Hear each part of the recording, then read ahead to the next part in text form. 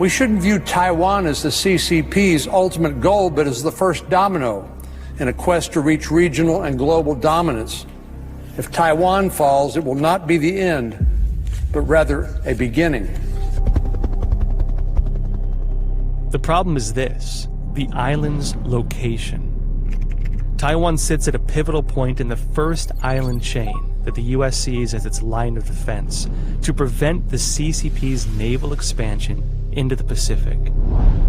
If Taiwan is lost to China, it will be much harder for the U.S. to protect other first island nations, like Japan and South Korea. And U.S. military bases there will also be in peril. What's worse, a Chinese military base in Taiwan could well threaten the second island chain, including Guam. At that time, the security of the Philippines and even Australia would be on the line. But there's another level of strategic threat hitting closer to home: the deep water ports on the east coast of Taiwan, the CCP's ticket to the Pacific. From there, Chinese nuclear submarines could freely enter the Pacific Ocean without being detected by U.S. forces.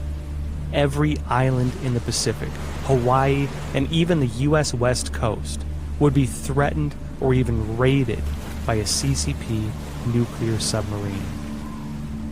I will say they feel more confident. This is all because they sense their time has come, and they can afford being more aggressive, and the Western democracies couldn't do as much as we want to. In the context of the escalating U.S. China Cold War, Taiwan is no longer just an issue of cross-strait relations. It has become the front line of the U.S. China Cold War. The security of Taiwan is the security of Asia. And the security of Asia is related to the security of the world.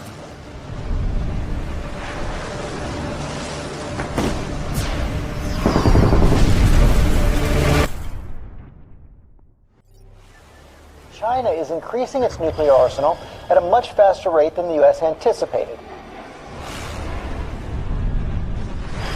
There's new concern tonight about China's military capabilities. Bottom line, all this essentially means China is close to being able to launch a nuclear warhead against any other nation without any warning.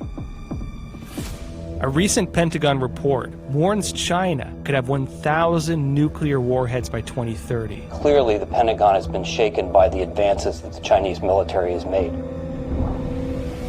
Meanwhile, the Chinese regime is developing hypersonic glide missiles. China's apparent hypersonic glide weapons test, in theory, could be capable of carrying a nuclear warhead that the U.S. can't see or defeat. Go into space. U.S. military officials admit that the U.S. lags behind China in its hypersonic weapons. It is very concerning. I think I saw in some of the newspapers they used the term Sputnik moment.